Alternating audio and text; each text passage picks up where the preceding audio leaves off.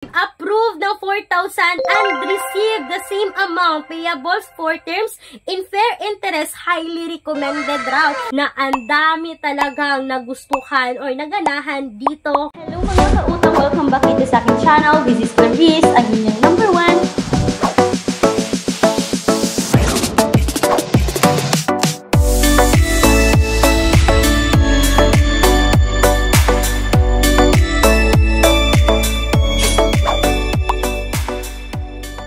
Mga kautang, alam ko, nandito ka ngayon, nanonood ng video ko dahil naghahanap ka ng legit na mauutangan online. Yes, tamang-tama yung channel na napanood mo, tamang-tama yung video na napindot mo. Dahil pag-uusapan natin ngayon itong loan application na nagpapautang ng 4,000 kahit kayo ay first time loaner dito at wala pang deduction, buo mong ma-receive yung pera at ang napakaganda, babayaran mo sa loob ng 2 months, every 15 days yung interval sa pagbayad. Alam ko mga kautang, ang dami na sa inyo ngayon dito ang nakapag-utang na dito. Sana po ay pinalad kayo at na-approve kayo dito sa loan application na to. Pero kung kayo ay bago dito, hindi pa kayo nakapag-utang, please, panoorin nyo hanggang dulo yung video na to dahil isi-share ko sa inyo yung buong detalye ng loan application na to, na ito po ay makikita sa Google Play Store or sa App Store, na ibig sabihin, kailangan nyong i-install, kailangan nyong i-download. So, makukuha at makikita talaga nila yung mga privacy sa phones natin, mga kautang. So, kung ayaw nyo, may mga alternatives naman tayo, apply direct website na makikita sa description box or sa pen comment section na video na to na hindi po nang a-access ng phones. So, eto na nga mga kautang, excited ako na pag-usapan natin ngayon kasi ako mismo, umutang ako dito, sinubukan ko talaga siya mga kautang kasi may nakita at nabasa akong comments noong May 21, 2025, approved ng 4,000 and receive the same amount payables 4 terms in fair interest. Highly recommended raw. At sabi pa, very legit loan, first time 4K approved every 15 days for 2 months and buo siyang matanggap.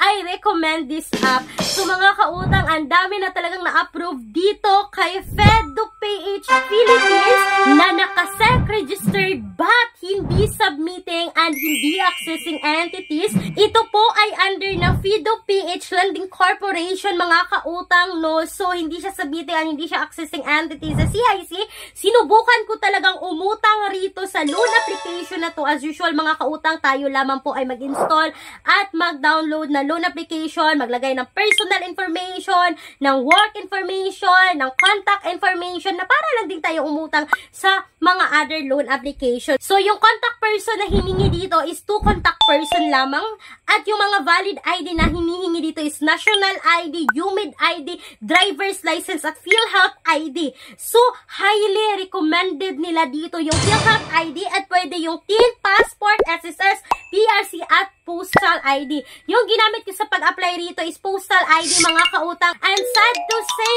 na-decline po ako dito kay FedUPH at sabi rito mga kautang, sorry, your application was not approved due to low credit score.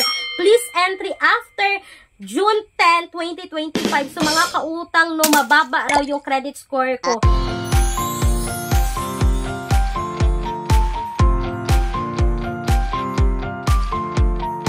So, kung naalala nyo mga kautang, nasabi ko no, nang nag-review ako kay Hyphen, under niya po si Credit Cash at si Peso Wallet na submitting and accessing entity sila. Tapos may utang ako doon na hindi ko nabayaran and until now, hindi ako nagbayad talaga. So, na-revoke na lang sila. Hindi pa rin ako nakapagbayad. And I think, isa yun sa dahilan na bumaba yung credit score ko at hindi ako na-approve dito kay FedUPH. At alam ko mga kautang, maa-approve at maa-approve din ako dito. Hindi ko to titigilan, no? Ano ba kayo? Hindi ko titigilan si Fido.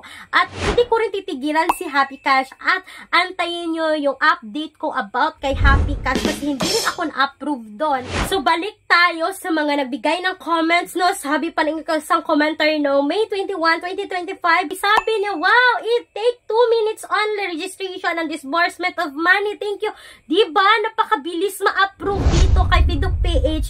Kung okay yung credit score ninyo, pero hindi naman sila submitting and hindi naman sila accessing. So mga kautang, no, ganyan talaga. Iba-iba talaga yung at ating kapalaran, yung ating experience pag tayo ay nangungutang online. Sabi rin ng mga ibang commenter, may mga nagbigay rin naman ng 1 star kasi na provided all necessary info, auto-reject, useless app, sabi na isa commenter, bago pa lang, scam na, don't download this app guys. So hindi siya na-approve, sinabihan niya scam yung load application. Sabi din ng isa, auto-deny, that recommended, just collecting data. So mga kautang, iba-iba talaga yung ating experiences dito, but mostly mga kautang, sa nabasa ko ngayon na ang dami talagang nagustuhan or naganahan dito kay Fido PH kasi 2 months siyang babayaran every 15 days. Yung interval sa pagbabayad, buo mo pong makukuha yung loan, walang deduction. So kung kagaya nyo rin ako mga kautang na hindi kayo na-upload dito kay Fido PH, may mga alternatives tayo na apply direct website na hindi na-access ng phones kasi nga apply direct website. And speaking po sa palagi kong binabanggit sa bawat video ko na bank personal loan, yes mga kautang, legit po na bank personal loan na nag-offer ng minimum of 20,000, maximum of 2 million pesos.